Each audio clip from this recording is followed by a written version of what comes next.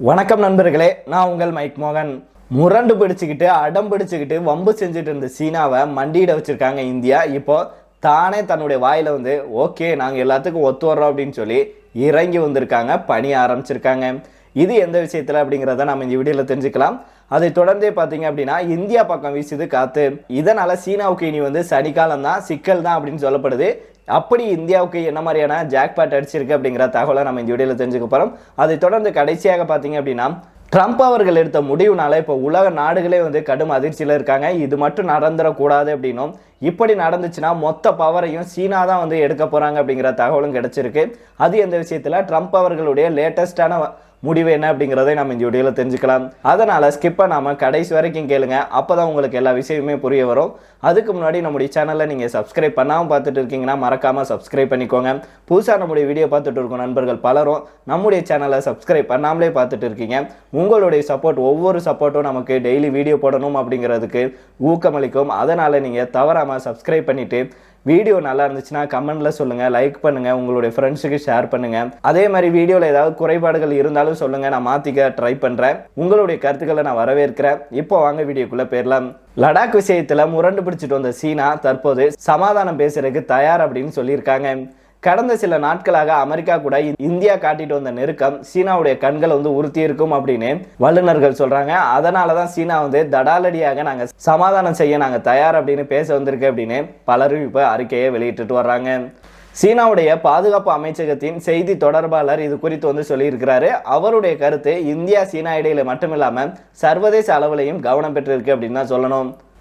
நேற்றைய தினம் பார்த்தீங்கன்னா பெய்ஜிங்கில் செய்தியாளர்களிடம் பேசியிருக்கிறாரு சீனாவுடைய பாதுகாப்பு அமைச்சகத்துடைய செய்தி தொடர்பாளரான ஊ கியான் அவர்கள். அவர் அப்போது என்ன சொல்லியிருக்கிறார்னா, லடாக் விஷயத்தில் எடுக்கப்பட்ட தீர்மானங்களை நாங்கள் பயனுள்ள வகையில் செயல்படுத்திட்டு வர்றோம். இந்த வாரத்தில் இந்திய தரப்புடன் இணைந்து பணியாற்ற நாங்கள் தயாராக இருக்கிறோம்.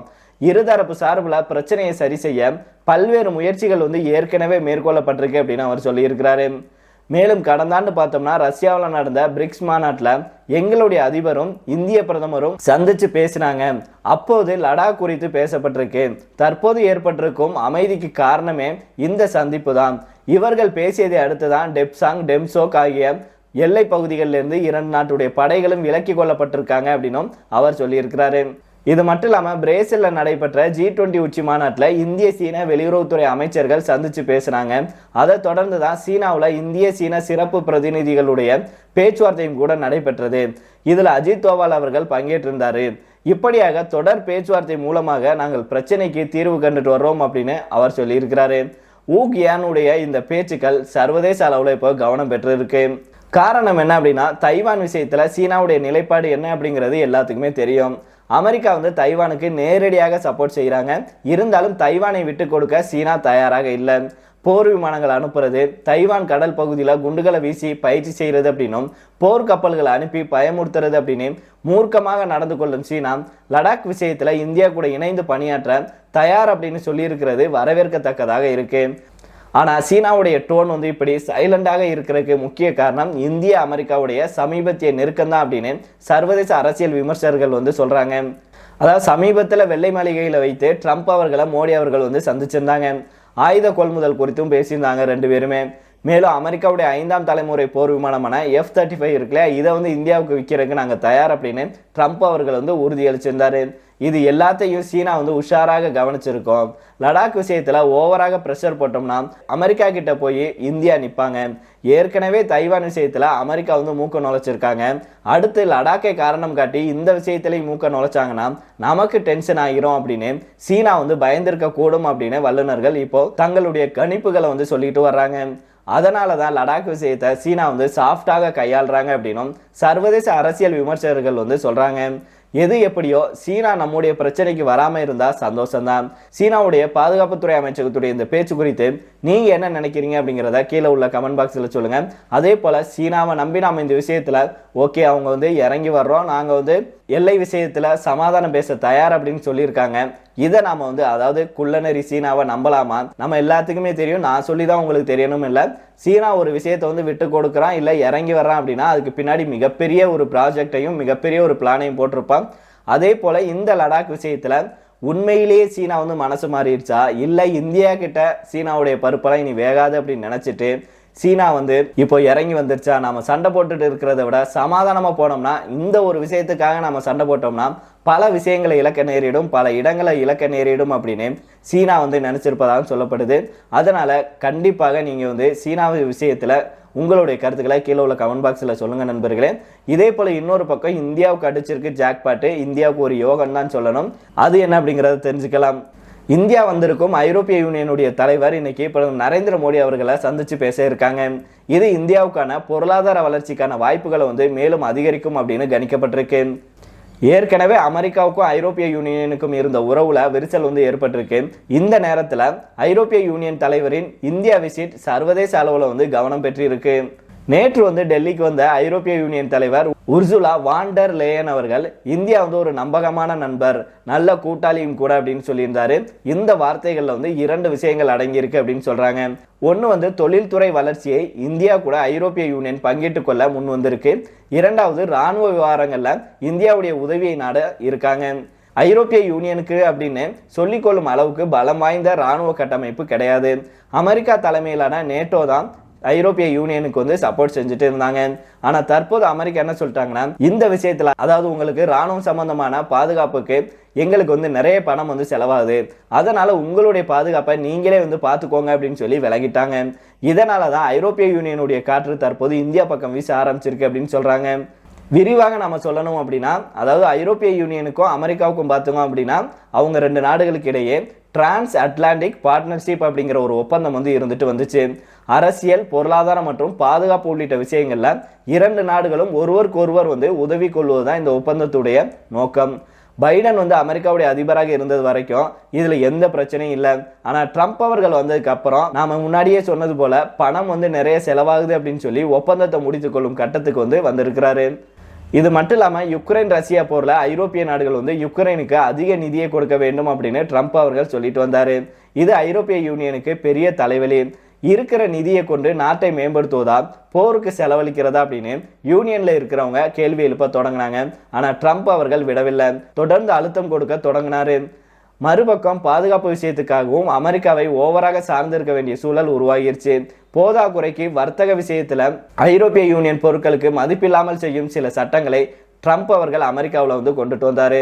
ஏப்பா நாம கூட்டாளிங்க, எங்க நாட்டில் உற்பத்தி செய்யும் பொருளை அமெரிக்காவிலையும் அங்கே உருவாகிற பொருளை வந்து இங்கேயும் விற்கிறது தானே பேச்சு. இப்போ என்ன பொசுக்குன்னு ஒரு புது சட்டத்தை கொண்டு வந்து எங்க பொருட்களுக்கு வேல்யூவே இல்லாம பண்ணிட்டியே, இது நியாயமா அப்படின்னு ஐரோப்பிய யூனியன் வந்து கேட்டாங்க. ஆனா ட்ரம்ப் அவர்கள் இதை காதுல வாங்கி கொள்றதாக தெரியல. அதனாலதான் அமெரிக்காவுக்கு யூனியன் வந்து தன்னுடைய ஒத்துழைப்பை வழங்கல. இந்த உரசல் நேரத்துல தான் யூனியன் தலைவர் இந்தியாவுக்கு வந்திருக்கிறாரு. அடுத்த ஆண்டு இந்தியா ஐரோப்பிய யூனியன் உச்சி மாநாடு வந்து நடக்க இருக்கு. அதுக்குள்ள இந்தியா கூட சில ஒப்பந்தங்களை போட்டுக்கொள்ள யூனியன் தயாராக இருக்கு. குறிப்பாக இந்தோ பசிபிக் பாதுகாப்பு குறித்து 2 தரப்புலையும் பேச்சுவார்த்தை நடத்தலாம். அதே போல கார்கள், ஒயின் மற்றும் விவசாய பொருட்கள் மீதான வரிகளை குறைக்குமாறு இந்தியா கிட்ட ஐரோப்பிய யூனியன் வந்து கோரிக்கை விடுக்க வாய்ப்புள்ளதாக சொல்லப்படுது. டிஜிட்டல் தொழில்நுட்பங்கள், ஏஐ, செமிகண்டக்டர், கிரீன் ஹைட்ரஜன், சுத்தமான ஆற்றல், நகரமயமாக்கல், நீர் மேலாண்மை, பாதுகாப்பு மற்றும் விண்வெளி ஆகிய துறைகளில் இந்தியாவில் முதலீடு செய்ய ஐரோப்பிய யூனியன் விரும்பலாம் அப்படின்னு சொல்லப்படுது. எது எப்படி இருந்தாலும் ஐரோப்பிய யூனியன் காற்று நம்ம பக்கம் வீசுவது நமக்கு லாபம்தான். சீனாவை வந்து பொருளாதார ரீதியாக எதிர்கொள்ள நமக்கு கிடைக்க போகும் பெரிய வாய்ப்பு இதுதான் அப்படின்னு நாம சொல்லலாம். அதனால பொறுத்திருந்து பார்ப்போம், இது எந்த அளவுக்கு ஒர்க் அவுட் ஆகுது அப்படிங்கிறத வரும் காலங்களில் தெரிந்து கொள்ளலாம். உங்களுடைய கருத்துக்களை தவறாம கீழே உள்ள கமெண்ட் பாக்ஸில் சொல்லுங்க. இதை தொடர்ந்து கடைசியாக பார்த்தோம் அப்படின்னா, அமெரிக்க அதிபர் ட்ரம்ப் அவர்கள் தொடர்ந்து பல சர்ச்சைக்குரிய உத்தரவுகளை பிறப்பிச்சுட்டு வர்றாரு. இதற்கிடையில தான் உலக வங்கி மற்றும் சர்வதேச நாணய நிதியம் இருக்குல்ல, அதுல இருந்து அமெரிக்கா வந்து வெளியேறலாம் அப்படின்னு சொல்லப்படுது. ஒருவேளை இந்த 2 அமைப்புகள்ல இருந்தும் வெளியேறும் முடிவை ட்ரம்ப் அவர்கள் எடுத்தார்னா அது உலகையே வந்து புரட்டி போடுவதாக இருக்கும். சொல்ல போனா ஒரு வகையில் அது அமெரிக்காவுக்கு பின்னடைவாக இருக்கும். அமெரிக்கா உலக வங்கி மற்றும் சர்வதேச நாணய நிதியத்திலிருந்து வெளியேறலாம் அப்படிங்கிற தகவல் வெளியாயிருக்கு. சமீபத்தில் நடந்த G20 கூட்டத்திலும் கூட அமெரிக்க ட்ரெஷரி செயலாளர் ஸ்காட் பெசனட் அவர்கள் வந்து கலந்து கொள்ளல. இது அமெரிக்காவுடைய வெளியேற்றம் குறித்த தகவலுக்கு வலு சேர்ப்பதாகவே இருக்கு. ஆனா உலக வங்கி மற்றும் சர்வதேச நாணய நிதியத்திலிருந்து அமெரிக்கா வெளியேறினாங்கன்னா அது சர்வதேச அரசியலை எப்படி மாற்றும் அப்படிங்கிற குறித்து தான் நாம பார்க்க போறோம்.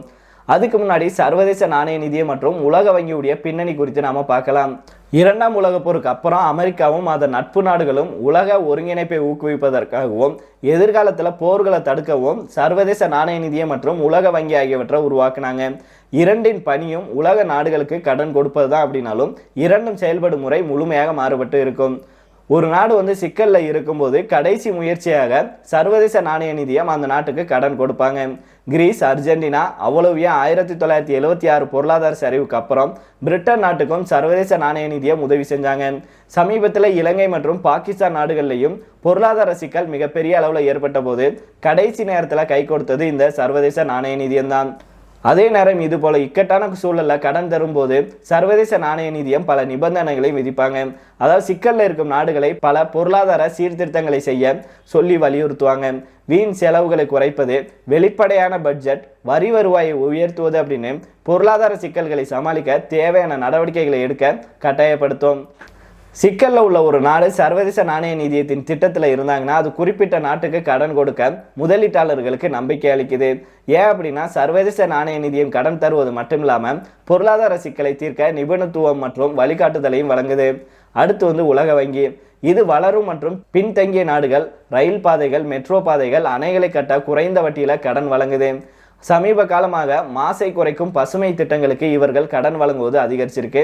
அதாவது ஒரு வளரும் நாடு சிக்கல்ல இல்லை அப்படின்னாலும் அவர்களுடைய வளர்ச்சிக்கு கடன் கொடுப்பது தான் உலக வங்கியுடைய நோக்கம். தற்போது உலக வங்கி மற்றும் சர்வதேச நாணய நிதியம் அப்படின்னு இரண்டுக்கும் அமெரிக்கா தான் அதிகபட்ச நிதியை அளிச்சிட்டு வர்றாங்க. சர்வதேச நாணய நிதியத்துல 16% நிதி அமெரிக்கா கிட்ட இருந்து தான் வருது. உலக வங்கியிலும் கிட்டத்தட்ட அதே அளவுக்கு அமெரிக்கா நிதி உதவி செய்யறாங்க. இதே போல அதிகபட்ச அளவுக்கு நிதி உதவி செய்யறதுனால அமெரிக்கானால குறிப்பிடத்தக்க அளவுக்கு சர்வதேச அரசியல்ல ஆதிக்கம் செலுத்த முடியுது. ஒருவேளை இதுல இருந்து அமெரிக்கா விலகினாங்கன்னா அது இரண்டு அமைப்புகளுக்கு மட்டுமில்லாம உலக நாடுகளுக்கே பெரிய இழப்பாக இருக்கும் அப்படிங்கிறதுல சந்தேகமே இல்லை.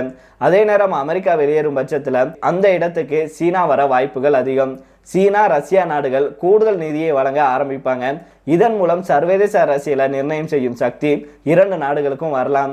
குறிப்பாக சீனாவுடைய பங்களிப்பு இப்போது 5% இருக்கும் நிலையில அது தன்னுடைய பங்களிப்பை அதிகரிக்க ஆர்வம் காட்டிட்டு வருது. இந்த நேரத்தில் அமெரிக்காவுடைய வெளியேற்றம் சீனாவுக்கு சாதகமாக அமையலாம். இதனால அமெரிக்கா எந்த ஒரு முடிவையும் எடுக்கிறதுக்கு முன்னாடி தீவிர ஆலோசனை செஞ்சுதான் முடிவெடுக்க வேண்டும் அப்படின்னு வல்லுநர்கள் கருதுறாங்க. சரி நண்பர்களே, இதோட நாம் இந்த வீடியோ முடித்துக் கொள்ளலாம். இதை பற்றிய உங்களுடைய கருத்துக்களையும் கீழே உள்ள கமெண்ட் பாக்ஸில் சொல்லுங்க. மீண்டும் நாளை வேறொரு செய்திகளுடன் உங்களை சந்திக்கிறேன். நன்றி, வணக்கம்.